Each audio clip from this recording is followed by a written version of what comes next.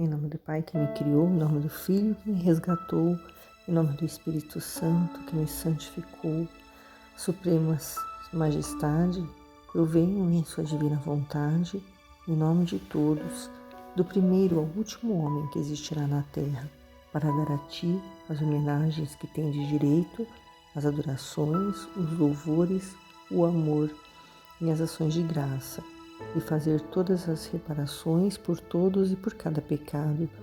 Vem, Senhor, na Tua divina vontade, dou-te a minha vontade humana, por meio do Imaculado Coração de Maria, que possui todos os dons e os frutos da divina vontade. Dá-me a Tua divina vontade. Vem, divina vontade, nessa ação que estou a fazer e em todas as ações que eu farei durante este dia. Amém. Vinde, Espírito Santo, vinde por meio da poderosa intercessão do Imaculado Coração de Maria, vossa amadíssima esposa e nossa mãe. Amém. Em nome do Pai, do Filho e do Espírito Santo. Amém. Meditação do Livro do Céu, do dia 6 de novembro de 1899. Pureza de intenção. Esta manhã, tendo vindo o adorável Jesus e transportando-me para fora de mim mesma, fez-me ver ruas cheias de cadáveres. Que cruel carnificina, dá horror pensar. Depois, fez-me ver que acontecia uma coisa no ar e muitos morriam de improviso. Vi isso também no mês de março. Eu comecei, segundo meu costume, a rogar-lhe que se acalmasse e que livrasse as suas mesmas imagens de suplícios tão cruéis, de guerras tão sangrentas, e como tinha a coroa de espinhos, atirei para que eu a colocasse, e isto para aplacá-lo principalmente. Mas com grande tristeza vi que quase todos os espinhos estavam quebrados na sua cabeça santíssima, de modo que pouco me restava para sofrer a mim. Jesus se mostrava severo, quase sem me prestar atenção o que significava aquilo. Para romper esse ar severo que tinha, lhe disse: Luísa, neste dia, quando ela saiu, a alma dela saiu do corpo dela, quando Jesus conduzia a alma dela para lugares, onde ele queria que ela visse, as coisas que estavam acontecendo, que ofendiam a ele, que eram coisas que o homem, na sua vontade humana, é capaz de fazer quando ele é obcecado pelo poder, pela ambição, pelo dinheiro, por ter, que eram essas coisas que eram referentes à guerra, guerras sangrentas, imagens de suplícios cruéis e pessoas morrendo de improviso, carnificina, E ela disse a Jesus que desse a coroa de espinhos dela para ela poder sofrer, porque ela era uma alma vítima, ela sofria, as dores da paixão, porque ela aceitou sofrer assim, eram invisíveis, tudo acontecia espiritualmente, Não, essa coroa não era realmente colocada na cabeça dela fisicamente, mas era tudo espiritualmente, e ela tirou da cabeça de Jesus para colocar na dela, porque ela queria sofrer no lugar das pessoas, Ela queria dividir o sofrimento que Jesus estava passando naquele momento, ela queria dividir com ele, ela queria também tomar para ela os sofrimentos de Jesus, porque por amor ela não suportava ver nem Jesus, nem as criaturas sofrendo, por isso que ela aceitou ser vítima, para Jesus desabafar nela, algum sofrimento, para que ele aliviasse os sofrimentos da humanidade. Mas só que quando ela pegou essa coroa e colocou na cabeça dela, os espinhos já estavam quebrados na cabeça de Jesus, Então ela falou que para ela pouco restava o sofrer para ela, porque os espinhos estavam cravados na cabeça dele, o sofrimento, a dor estava ali com ele, uma dor maior, a dor de ver os seus filhos, né, se matando uns aos outros, tudo por causa de poder, de ambição, pela consequência de estar afastado de Deus, né? É isso que leva a pessoa a se afastar totalmente de Deus, negar a existência dele, a presença dele no meio de nós, aí a pessoa chega a esse ponto, né, de pensar em destruir o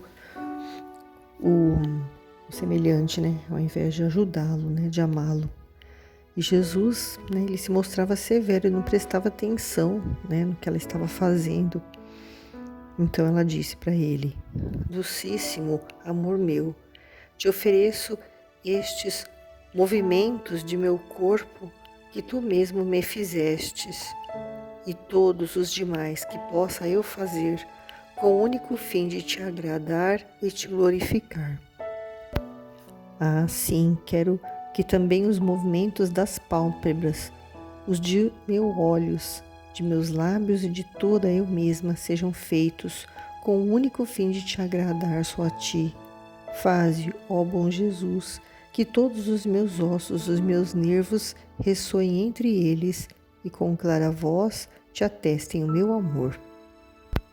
Então, como Luísa, né, como filha da divina vontade, tinha aceito ser, né, essa que estaria aprendendo a viver a vontade divina para poder ensinar a nós através desses escritos, ela queria que todo o movimento do corpo dela, não só as ações dela, assim, de movimentos, de gestos, mas também o movimento das pálpebras dela, né, dos olhos dela, dos lábios dela e de todos o corpo dela sejam feitos para agradar a ele, né?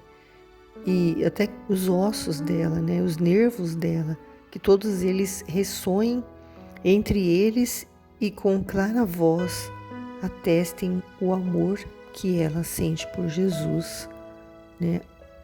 O amor de Luísa era muito grande por Jesus, porque o amor que ela sentia era o amor do próprio Jesus. Nada mais, nada menos. Ele infundiu nela o amor dele, que é o único amor verdadeiro, puro, é o único amor que é capaz de doar a vida como ele fez pelas outras pessoas. É o único amor que é capaz de perdoar de verdade, é o único amor que é capaz de morrer pelo outro. E era esse o amor que ela sentia, por isso ela sofria tanto. E Jesus disse para Luísa: tudo o que se faz com a única finalidade de me agradar resplandece diante de mim de uma maneira tal que atrai meus olhares divinos e me agrada tanto que a essas ações, embora fossem só um movimento de cílios, lhe dou o valor como se fossem feitas por mim. Em troca, as outras ações, que em si mesmas são boas e ainda grandes, não feitas unicamente para mim, são como esse ouro enlameado e cheio de ferrugem que não resplandece, e eu não me digno nem sequer de olhá-las. Então, o que Jesus vê é a nossa intenção, né? É a finalidade de agradar a Ele, né? E isso atrai tanto os olhares divinos dele, né? Que essas ações, embora sejam apenas um pequeno piscar de olhos, né? Um movimento de cílios, né? Que a Luísa queria dedicar a Ele, né? Na divina vontade, Ele dá um valor como se fosse feito por Ele. Porque as ações, né, que os filhos da divina vontade fazem são as ações do próprio Jesus, assim como ele fez todas as ações desde quando ele estava no ventre de Nossa Senhora até a cruz. Foram ações, movimentos, pensamentos, palavras, passos, palpitar de coração, todos na divina vontade, todos para fazer a vontade de Deus, todos para reparar, todos para dar glória a Deus. Então, quando a pessoa faz qualquer ato que seja, mas faz na divina vontade, com a intenção de agradar a Ele, né, é muito importante para Ele, né? É muito grande para Ele, né? E Ele diz que as outras ações, mesmo que sejam ações boas e grandes, né, das pessoas que não fazem na divina vontade, elas não são feitas, aliás, unicamente para Ele, né? E elas são como um ouro enlameado, cheio de ferrugem, que não consegue brilhar, né? Um ouro que não é lapidado, um ouro que não é puro, um ouro que está todo sujo, né? E ele não se digna nem sequer a olhá-las. Ele não olha para as ações que não são feitas com a intenção de agradar a Ele. E Luísa respondeu para ele: Ah, Senhor, que fácil é que o pó suje nossas ações. É verdade, né? Quando a gente faz uma ação e a gente não tem essa consciência de estar fazendo agradando a Deus, né? Para agradar a Deus, por amor a Ele, né? O pó às vezes de uma intenção própria, assim, mesmo que seja inconsciente, de fazer para conseguir um mérito próprio para si mesma ou para aparecer perante outra pessoa, qualquer coisa mínima que seja, que não tenha intenção somente, retamente de agradar a Deus, esse pó suja as nossas ações. Jesus respondeu: Não se necessita prestar atenção ao pó, porque este se agita. Ao que há que entender é a intenção. Então, o que é importante para ele é a intenção, né? Mesmo que a gente não consiga fazer, mas só da gente ter uma intenção verdadeira mesmo, mas que alguma coisa, alguma dificuldade ou alguém nos impediu que ela não tenha se realizado por qualquer força que seja fora do nosso controle, mas se nós tivermos a intenção, ele vai considerar como feita, né? É isso que ele quer que nós fiquemos atentos, né? Que nós entendamos e que nós passarmos a ter esse pensamento. E a Luísa diz: Agora, enquanto isso se dizia, Jesus se ocupava em atar-me os braços. Eu lhe disse: Senhor, que fazes?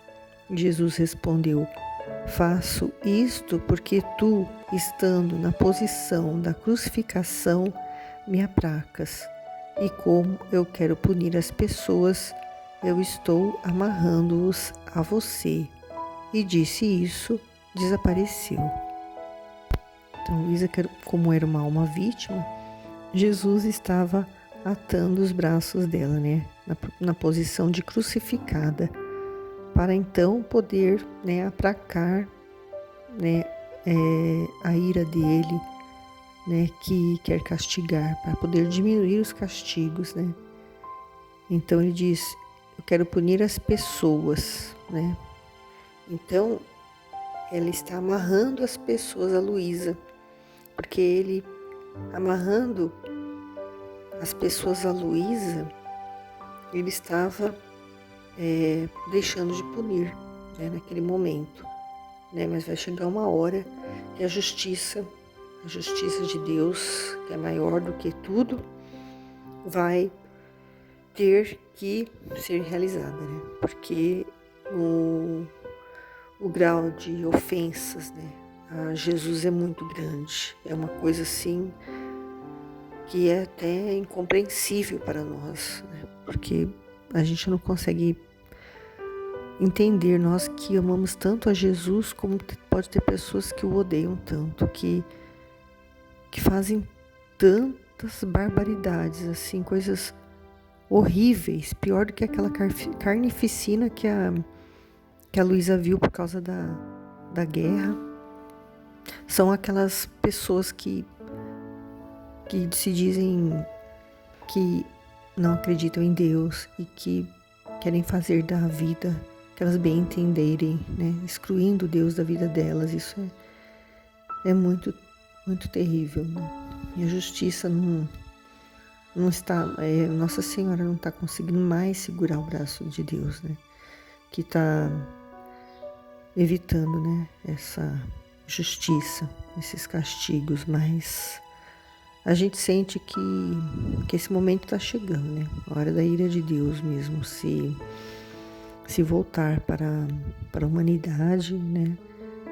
Mas esse sofrimento nós sabemos que ele é um sofrimento purificador, né? E que através do sofrimento as pessoas vão buscar a Deus. Então a gente confia totalmente em Deus, na justiça dele, porque por pior que possa acontecer, né, ele vai conseguir, através desses castigos, o sofrimento das pessoas, muitas pessoas se salvando, porque elas vão recorrer a Deus na hora do sofrimento, na hora que elas estiverem perdendo tudo, na hora que elas estiverem perdendo pessoas, né, que elas amam, pessoas importantes para elas, perdendo bens, perdendo tudo, elas vão se lembrar que existe um Deus e vão recorrer a ela. Muitas vão se arrepender, muitas vão, né, mudar de vida, se converterem mesmo. Eu creio nisso. Na divina vontade, nós fazemos esses atos, todos os nossos atos, nossas ações, nossos pensamentos, né? Nós usamos todo o nosso corpo como uma vestimenta para que Jesus venha fazer esses atos, venha realizar esses atos através de nós para aplacar, né, a ira dele, para dar glória a Deus, para, né, fazer aquilo que nós não compreendemos e nem ficamos sabendo o que é, mas que nós acreditamos que nós estamos colaborando com ele, né? Que ele vem derramar sobre nós as amarguras dele, né? Através dos nossos estados de ânimo, né? Quando nós nos sentimos às vezes tristes sem alguma razão, angustiados, ou às vezes muito felizes, muito gratos, tudo isso são estados de ânimos que ele permite que aconteça conosco, porque é ele próprio que está ali, né, em nós, tendo esses sentimentos. E nós confiamos, entregamos a nossa vida, tudo que nós somos, todo o nosso ser, nos esvaziamos de tudo, de nós mesmos, para poder deixar ele realizar em nós aquilo que ele quer, né, e a vontade dele seja feita, assim na terra como no céu, para que a ordem natural de tudo que foi criado se estabeleça, né? Porque é esse o plano dele, que os filhos dele vivessem em perfeita harmonia, numa ordem que ele criou e foi estabelecida, mas que por causa da desobediência, do orgulho, tudo foi mudado, né? Mas ele vai reverter essa situação. Nós acreditamos, confiamos e esperamos, mesmo que eu não esteja viva para presenciar. Lá do céu eu vou ver essa vitória da divina vontade na terra, do reino da divina vontade sendo estabelecido aqui, Nossa Senhora como rainha da divina vontade no meio de nós. Eu creio. Amém.